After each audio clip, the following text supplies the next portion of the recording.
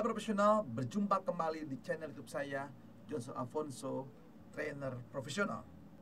Dalam serial video training strategic marketing management, saya akan mengawali dengan video pengantar strategic management. Mengapa strategic management itu diperlukan bagi profesional? Nah, video ini harus tonton jika Anda ingin sukses menjalankan profesi sebagai seorang marketing, seorang sales manajer atau pimpinan di sini ya, supaya jauh lebih baik. Oleh karena itu, tonton video ini sampai selesai, yaitu apa itu strategic marketing, apa yang mesti dilakukan, apa tahap-tahapnya. Nah, apa yang menjadi daya pendorong dari membuatnya strategic management. Saksikan video ini sampai selesai.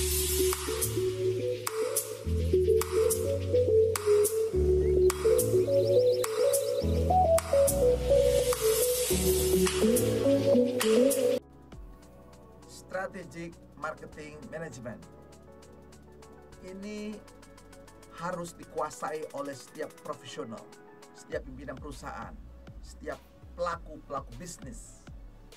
Strategic marketing management tentu didasari pertama dari konsep strategic management dulu, begitu ya. Apa itu strategic? Nah, strategic itu kalau Anda perhatikan sebenarnya banyak teori-teori yang bisa dipaparkan ya. Contoh dari konsepnya Griffin, strategi itu adalah rencana komprehensif untuk mencapai tujuan organisasi, begitu ya. Ada lagi konsep yang dikembangkan oleh Michael Porter, strategi harus mencapai keunggulan kompetitif yang langgeng, sustainable, begitu ya. Atau dari Pierce and Robinson, strategi adalah sekumpulan keputusan, tindakan yang menghasilkan perumusan dan untuk implementasi rencana yang didesain untuk mencapai tujuan suatu perusahaan. Nah, sekarang kita bisa melihat apa itu strategi sebenarnya, teman-teman sekalian. Kalau kita membuat bahasa sederhana strategi, coba kita lihat pemicu strategi itu apa sih? Nah, biasanya strategi itu dimulai dari analisa Anda. Nah, analisa di dalam dunia strategi manajemen itu biasanya dimulai dengan analisa menggunakan SWOT analisis secara umum. Jadi analisanya intinya ke dalam perusahaan kita, organisasi kita, lalu keluar. Nah, begitu ke dalam berarti menganalisa kekuatan dan kelemahan dalam atau organisasi kita. Nah, di dalam itu ada kekuatan, ada kelemahan. Ada strength, lalu ada weakness. Lalu bicara keluar, Anda wajib menganalisis namanya peluang, opportunity, atau threat, hambatan-hambatan. Ada positif, ada negatif. Nah, setelah Anda menganalisis, nanti macam-macam analisa ya, tergantung manajemennya apa yang mau Anda kuasai. Kalau bicara marketing, berarti Anda menganalisa dari 4P-nya. Product, price, place, promotion-nya, lalu pesaing-pesaing Anda, kompetitor semua dianalisa. Nah, itu kita lihat nanti.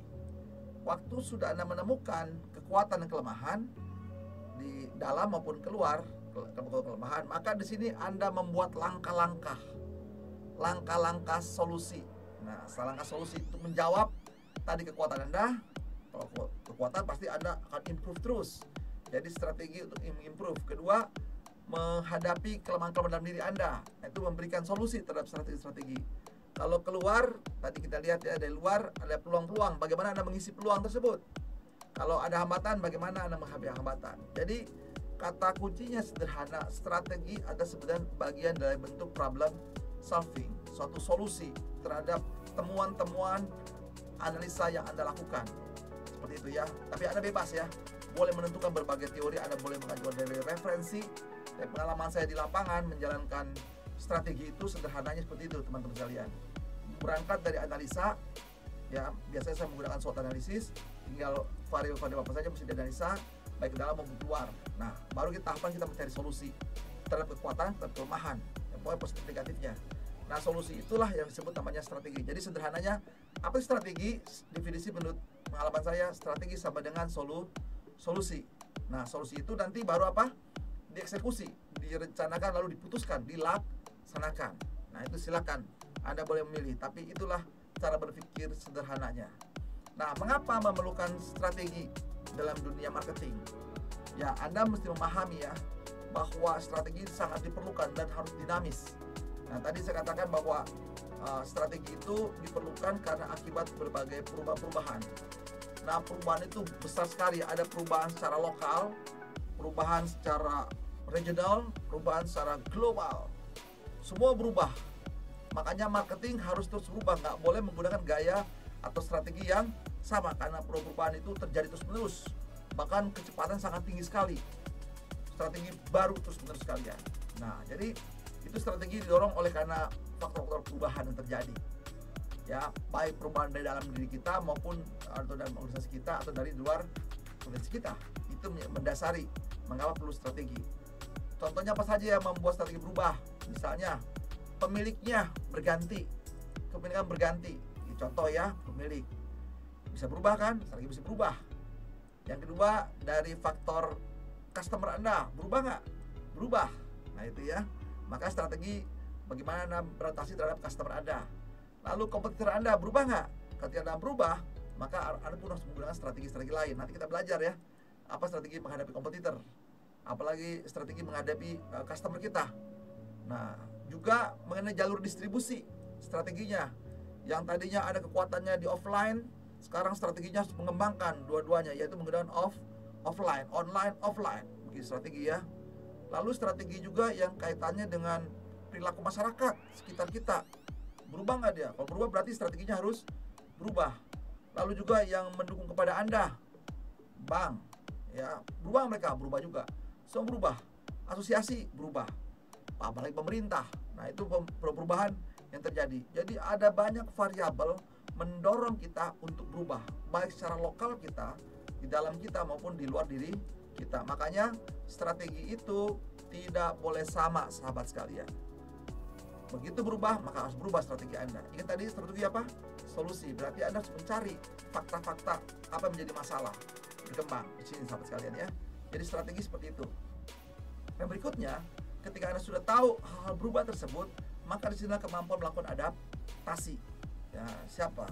Baik secara organisasi, secara internal Anda maupun secara eksternal Anda. Jadi itu strategi dalam rangka beradaptasi menghadapi perubahan tersebut. Cepat, kalau Anda bisa beradaptasi, pilihannya adapt or die, hidup atau mati. Jadi Anda harus semangat di sini untuk beradaptasi. Nah, untuk bisa beradaptasi itu perlu SDM yang berkualitas.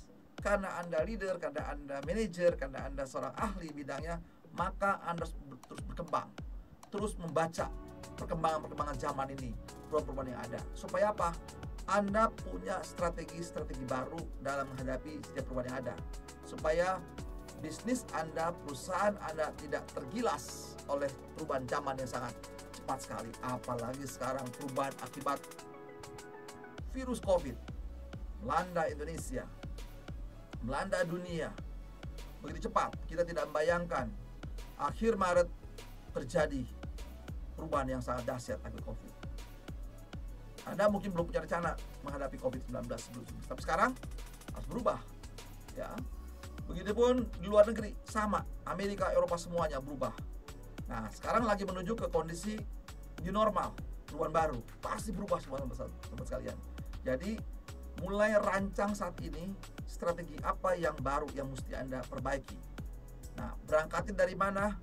Selanjutnya nanti saya akan jelaskan tahap-tahap dalam melakukan perubahan itu sendiri. Nah, video ini harus tonton jika Anda ingin sukses menjalankan profesi sebagai seorang marketing, seorang sales, manajer atau tim di sini ya, supaya jauh lebih baik. Kalian tonton video ini sampai selesai. Saat ini mohon subscribe, lalu Anda like, klik loncengnya, dan beri komen positif, share video pada sahabat-sahabat Anda lain.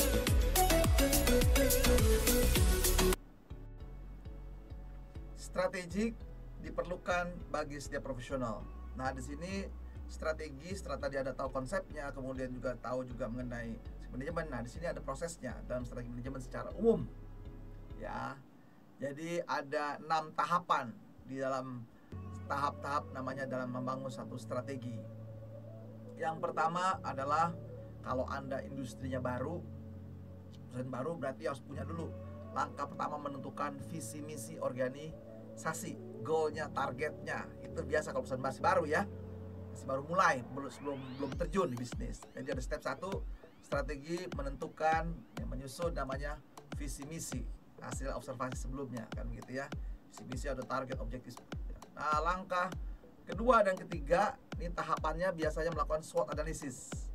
Nah, melakukan analisis ke dalam, yaitu ke internal, yaitu strength and weakness, itu ke dalam. Langkah kedua, ke dalam dulu, ke dalam, ke organisasi Anda. Nah, ini kalau sudah mulai berjalan ya, jalan industrinya, atau sebelumnya bisa juga, tapi kebanyakan nih sudah berjalan biasanya SWOT analisisnya, kekuatan dan kelemahan. Lalu tahap ketiga, analisis keluar, yaitu melihat apa di sana di luar peluang dan hambatan, opportunity atau threat-nya di situ ya. Di step kedua, nah ini bisa digabung sebagai SWOT analisis. Nah, kemudian kalau setelah Anda SWOT analisis bisa berubah juga, artinya bisa mempengaruhi perubahan tadi yang step 1, penentuan visi misi, karena berubah hasil analisanya maka Anda bisa memperbaiki SWOT Anda, bisa memperbaiki visi misi Anda, bisa menunjukkan target Anda. Itu ya, bisa berganti kalau sudah berjalan. Setelah dibuat menemukan SWOT analisisnya, maka Anda memberikan solusi. Ingat, strategi itu bagi kita sederhana aja rumusnya, yaitu problem solving. Ketika Anda sudah mengetahui strength, weakness-nya, opportunity, threat-nya, jadi plus minus sudah ketemu, baru Anda mendeskripsikan yang namanya strategi atau bahasa kerennya langkah keempat namanya formulasi strategi. Diformulasikan, dibuat sebagai alternatif solusi. Nah, tapi masih gambarannya besar sekali itu ya. Lalu berikutnya setelah langkah membuat namanya formulasi, baru bagaimana mengimplementasikan strategi tersebut ya, strategi tersebut. Baru terakhir bagaimana kita mengontrol, memastikan strategi kontrolnya. Nah, itulah 6 langkah namanya strategic planning process. Nanti kita satu-satu kita coba bedah sahabat sekalian, proses sekalian, supaya Anda paham. Nah, jadi itulah gambaran sederhananya. Nah, nanti dalam prosesnya seperti apa tuh strategi, ada berapa macam sih? Strategi itu ada strategi corporate, secara besar itu induk perusahaan. Lalu biasanya perusahaan itu kan punya unit-unit, punya berbagai produk-produk. Nah, itu bisa juga dibuat namanya strategi kelompok level 2, yaitu business unit. Jadi strategi korporat, strategi business unit. Nah, business unit di sini bisa saja usahanya macam-macam begitu ya. Nah, itu biasa seperti itu. Lalu berikutnya strategi fungsional.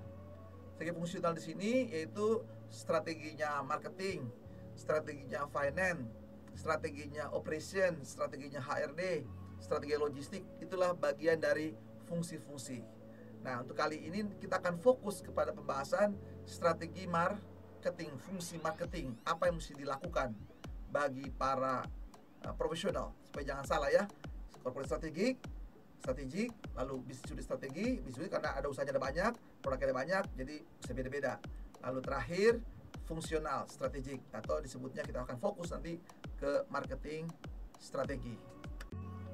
Sahabat profesional, tentu tadi Anda sudah melihat apa konsep strategi manajemen.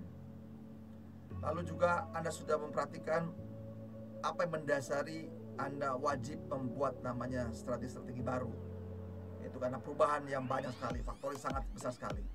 Jadi karena sudah berubah situasinya, perubahan baik secara dalam di perusahaan Anda atau dari luar diri Anda, faktor eksternal kah, atau faktor lokal kah, atau regional kah, atau internasional kah, maka Anda wajib mempunyai strategi baru, apalagi menghadapi new normal. Jadi Anda harus mempunyai strategi baru.